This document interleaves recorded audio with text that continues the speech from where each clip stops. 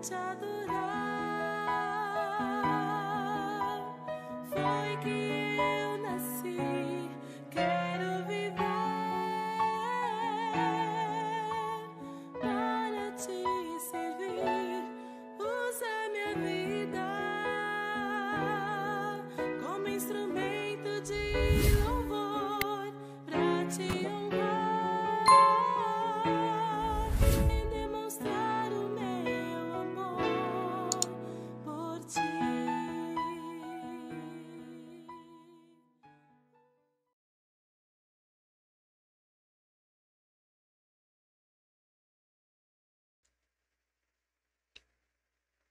Bom dia, bom dia. Começando mais um Café e Comunhão. Hoje é dia 5 de julho, quarta-feira. Nossa leitura e reflexão hoje no Salmo 143 e, se possível, também o 144. Tá bom? Vamos tentar fazer mais esses dois salmos nesta manhã. Muito obrigado pela sua companhia. E vamos juntos então aqui na leitura e na reflexão desse salmo. Não se esqueça de desde já compartilhar o salmo com outras pessoas que você tenha acesso e assim temos um maior número junto conosco aqui nessa manhã. Se não for possível, que você possa então depois, mesmo depois da gravação, compartilhar para que outros tenham também conhecimento e acesso desse conteúdo, tá bom? Muito bem, o Salmo 143 é um salmo de lamentação individual que é atribuído ao rei Davi e tem um tom semelhante aos outros salmos de angústia que são aqui mencionados, que são aqui descritos, né, por Davi. Tá? Desde o Salmo 140 nós temos visto muito dessa angústia. O salmista ele começa clamando a Deus por ajuda e expressando o desejo de que Deus ouça a sua oração. O salmista ele reconhece sua própria pecaminosidade e fraquezas e ele expressa o desejo de ser guiado por Deus no caminho certo, no caminho correto. O salmista também ele reconhece a sua própria necessidade de proteção de Deus e ora para que Deus o proteja das tentações e provações da vida, tá? E aí, então, ele passa a descrever justamente as circunstâncias que o levaram a essa angústia tão grande, incluindo a perseguição de seus opositores e seus inimigos. Ok? Então, o salmista ele expressa os seus sentimentos aqui de isolamento, de solidão, e ora para que Deus o tire, né, justamente desses seus problemas e o coloque num lugar seguro, num lugar protegido, tá? E o salmista também, por fim, ele reconhece o seu sentimento de desespero, seu sentimento de desesperança e ora justamente para que Deus reavive o seu espírito e lhe dê forças para superar todas as dificuldades. E por final, o salmista então expressa sua confiança e sua capacidade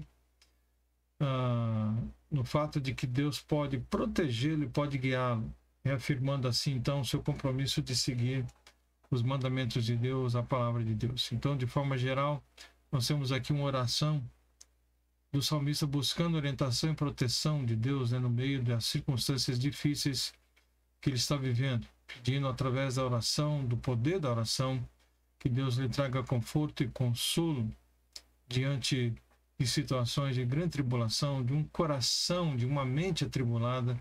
Estão pedindo que Deus o tire desta angústia, né, dessa dificuldade.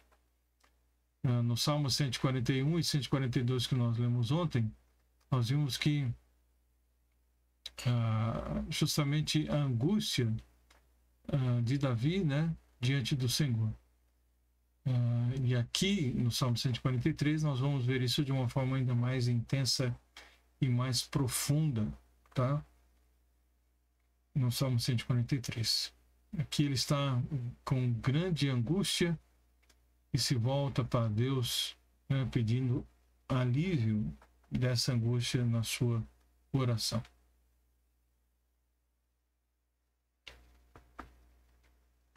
pede então a Deus que o livre dessa angústia, dessa sua grande dificuldade, tá? E é isso que nós vemos claramente aqui nesse salmo. Vamos ver então?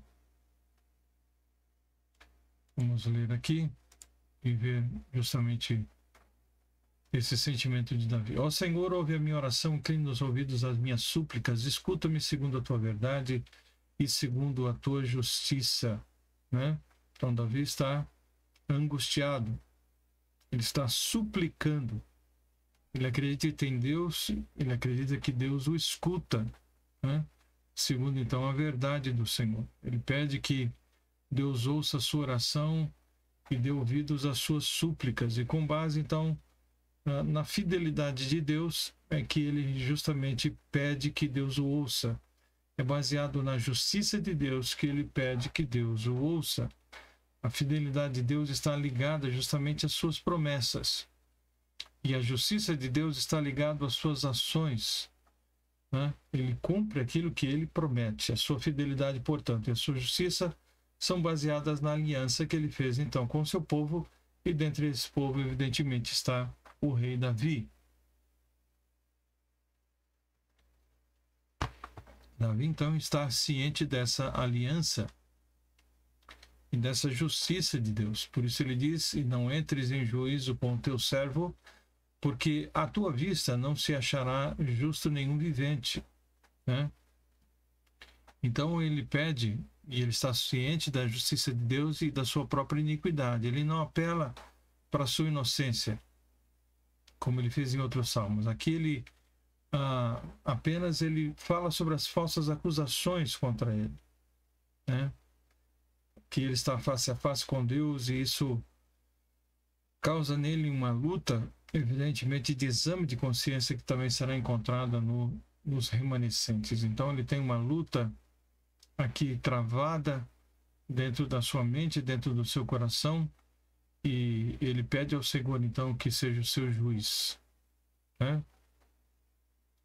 E que o ajude, porque ele sabe, né, que é um pecador. Ele diz aqui, à vista do Senhor não há nenhum justo, inclusive o próprio Davi. Então, a oposição que o salmista experimenta aqui é descrito de forma geral, né? Ele diz que os seus inimigos estão perseguindo a sua alma, estão esmagando a sua vida até o chão, né? Pois o inimigo perseguiu a minha alma, atropelou-me até o chão, fez-me habitar na escuridão como aqueles que morreram há muito tempo, né?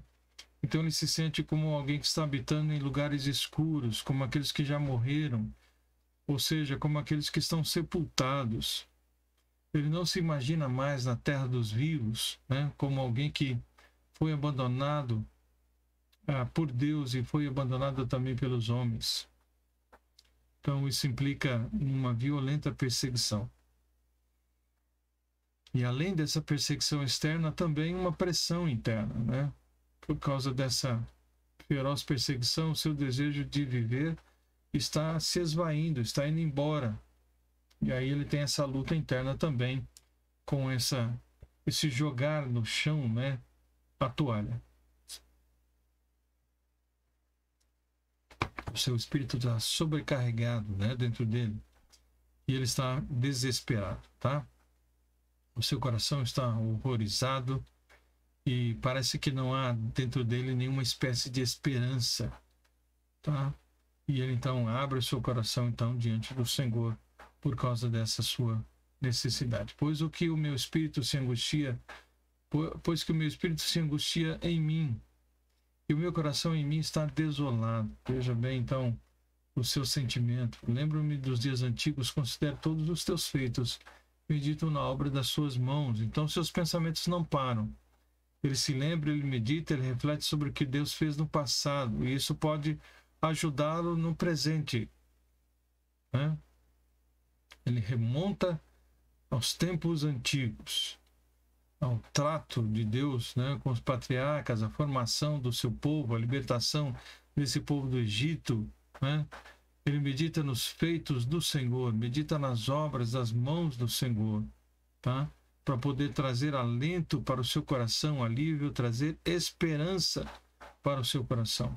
Ele implora a Deus que o deixe ouvir, né, da sua benignidade pela manhã, da sua fidelidade. Ele diz: estendo para ti as minhas mãos, a minha alma tem sede de ti como terra sedenta, né?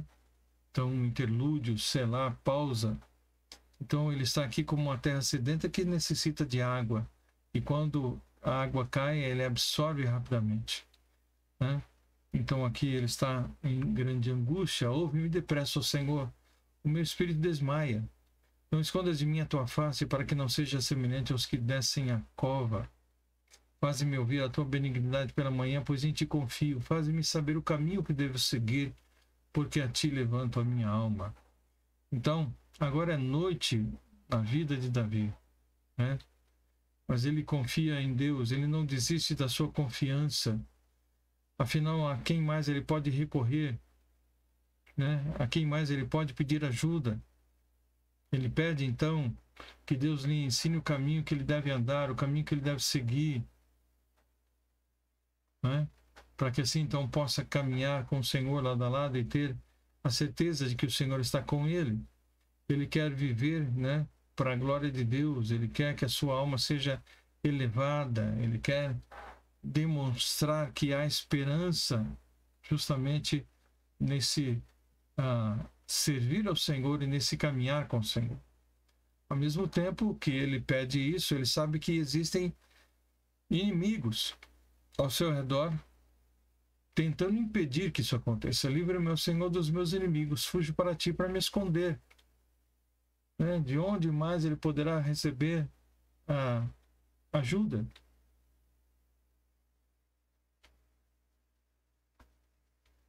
De onde ele poderá ter, então, o seu coração abençoado, seu coração acrescido de fé, esperança? Então existem inimigos que querem matá-lo, que querem impedi-lo de seguir o caminho que Deus lhe ensinou. E contudo, ele pede ao Senhor então que o livre desses inimigos, né? Ele se refugia no Senhor, ele confia no Senhor. Ele quer então buscar essa presença de Deus para que não seja destruído por completo. Então ele se esconde no Senhor para poder ter dele a proteção e o cuidado. Então você só se refugia em Deus quando tem certeza de encontrar com ele a esperança e a segurança, a proteção que você procura. E é isso que o salmista faz então, indo em direção ao Senhor. Ensina-me a fazer a tua vontade, pois és o meu Deus. O teu espírito é bom, guie-me por terra plana, tá? Então me guia, Senhor. Ensina-me a fazer a tua vontade. O teu espírito é bom, né? Então me ajuda. Ele se refugia claramente no Senhor. Ele busca fazer a vontade do Senhor. Pede ao Senhor que o ensine. Ele está em um relacionamento pessoal com o Deus da aliança, o Deus da promessa. E essa é a base da oração do salmista aqui no Salmo 143. Tá? Essa oração começa justamente com o reconhecimento de que o Senhor é o seu Deus e termina com o reconhecimento de que ele é servo de Deus. Ele diz: agora vivifica, meu Senhor, por amor do teu nome, por amor da tua justiça, tira minha alma da angústia e por tua misericórdia desarraiga os meus inimigos e destrói todos os que angustiam a minha alma, pois sou teu servo. Então ele termina reconhecendo que ele é servo do Senhor. Ele começa reconhecendo que o Senhor é o seu Deus e termina reconhecendo que ele é servo do Senhor. E é esse tipo de consciência que você e eu precisamos ter. De saber que o Senhor é o nosso Deus e de saber claramente que nós somos servos dele. Tá? Então vamos aprender aqui com Davi essa grande e preciosa lição. Tá bom? Muito bem. Salmo 144. Aqui o Salmo 144 é um salmo, então, descritivo, com pinceladas de lamentação e de petição, né? E esse salmo também é atribuído a Davi. Em Israel, a guerra era fortemente ligada à adoração de Deus, porque libertar-se do inimigo não era apenas trabalho para soldados, né, robustos, valentes, mas também era uma questão de devoção atuante a Deus. Buscavam, né, antes de sair para a guerra, buscar toda e completa direção de Deus para as suas vidas, e assim que eles então faziam, tá? E por isso que ele começa então no versículo, né, primeiro do capítulo 144, dizendo o seguinte: bendito seja o Senhor, minha rocha, que ensina as minhas mãos para a peleja e os meus dedos para a guerra. Então ele deixa bem claro: o Senhor ensina as minhas mãos para a peleja, né? E os meus dedos para a guerra, tá? Bendito, né? Que falem bem, benignidade de mim, fortaleza minha, alto retiro meu e meu libertador és tu, escudo meu. Ainda falando sobre guerra, em quem eu confio e que me sujeita ao meu povo, né? Então aqui, esses dois versículos são um resumo de todo o Salmo 144. Davi não começa com oração, como os salmos anteriores, mas ele começa com um cântico de louvor, né? Ele abençoa, ele louva o Senhor como sendo sua rocha. Portanto, quando ele diz isso, ele mostra que o Senhor, ele é inabalável na batalha. O Senhor, né, ensina, adestra suas mãos, os seus dedos para a batalha. Portanto, ele é eficaz, ele é eficiente na batalha. O Senhor ensina, então, a guerrear. Então, ele sabe como se aproximar do inimigo para vencê-lo, porque o Senhor está com ele. Então, Davi tem sido um guerreiro desde a sua juventude, e ele lutou sempre em nome do Senhor. Não precisa de Golias, eu vou no nome do Senhor dos Exércitos. Então, ele não foi para a batalha sem primeiro perguntar a vontade de Deus. Ele assim foi ensinado pelo Senhor a lutar e a guerrear e a consultar o Senhor antes de as suas batalhas. E quando ele assim fazia, ele vencia. Era bem sucedido. Quando ele fazia pela sua própria vontade, ele tinha sérios problemas. Então esse é o segredo de toda a vitória: buscar a direção e a vontade de Deus em primeiro lugar. O ensino do Senhor na batalha e na guerra, então, é uma expressão justamente desse cuidado do Senhor na nossa vida, porque ele então nos adestra para a batalha, tá? A libertação de Israel através da vitória sobre os seus inimigos é aqui uma expressão de benignidade, como ele diz no versículo 2, benignidade minha e fortaleza minha, né?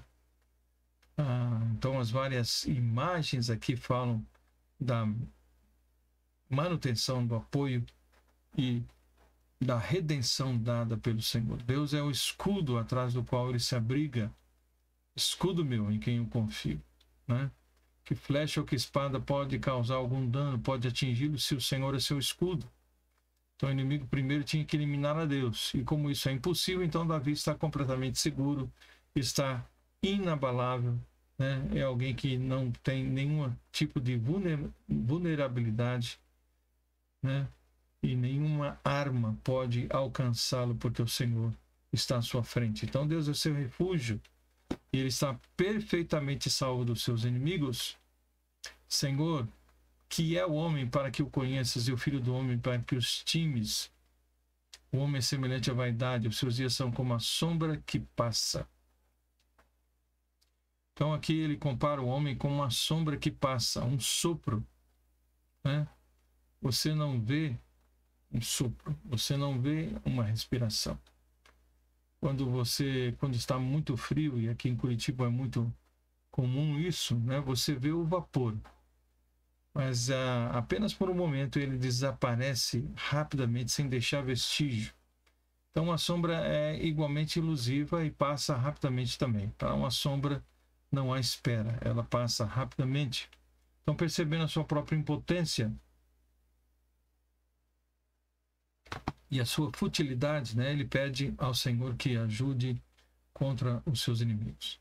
Ele pede a Deus que se incline para ele dos céus e possa ajudá-lo. Abaixa ao Senhor os teus céus e desce, toca os montes e fumigarão. Ele pede então a Deus que abaixe, né?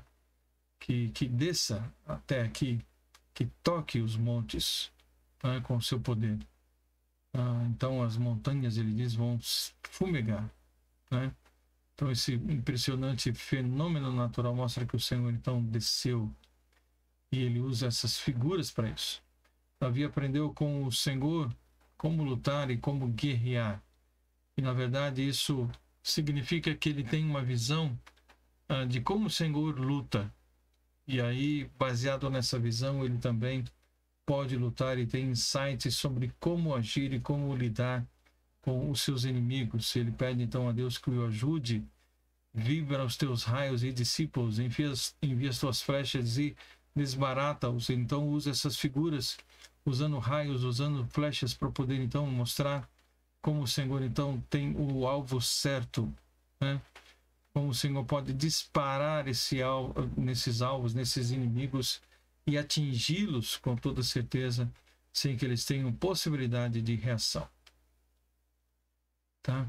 Então, quando ele atira os seus raios, suas flechas, ele com certeza confunde todos esses inimigos. Estende as suas mãos desde o alto, livra-me, arrebata-me das muitas águas, das mãos dos filhos estranhos. Né? Então, ele pede que Deus haja. Ele lhe pede claramente isso, que o Senhor o ajude, né, dentro dessa sua batalha. E ele deixa bem claro aqui, usando essa expressão de muitas águas, que fala sobre nações, né? Arrebata-me das muitas águas, dos muitos inimigos, das nações, dos governantes que são seus inimigos, tá? Para que então ele possa ser abençoado. Cuja boca fala vaidade e a sua mão direita é a destra da falsidade, falando sobre esses povos inimigos, essas nações que iam contra o Israel, contra o Deus de Israel. A ti, ó Deus, cantarei um cântico novo, com o saltério instrumento de 10 cordas te cantarei louvores. Então ele fala sobre adoração aqui renovada, ele fala sobre louvor, sobre adorar o Senhor, a ti, que dás a salvação aos reis e que livras a Davi, teu servo, da espada maligna. Então ele fala a respeito do Senhor livrando a sua própria vida. Ele louva, ele adora a Deus por isso, né? Ele traz aqui a menção do seu próprio nome, ele usa o próprio nome para que possa demonstrar isso, indicando, né, às gerações futuras que esse salmo proveio justamente das experiências que ele teve com Deus. E aí então ele pode demonstrar toda sua confiança, né, toda a sua lealdade ao Senhor. Livra-me, tira-me das mãos dos filhos estranhos, cuja boca fala vaidade, a sua mão direita é a destra da iniquidade. Tá? A principal mentira do inimigo era a de que o Senhor seria incapaz de salvar o seu povo. Isso está lá no Salmo capítulo 12, que nós já refletimos. Tá? Então aqui ele justamente sabe, né? Quando ele fala sobre a vaidade desses povos, tá? Sua boca fala da vaidade, é justamente desprezando, menosprezando a Deus e o seu povo, e ele diz então que isso terá a punição e julgamento.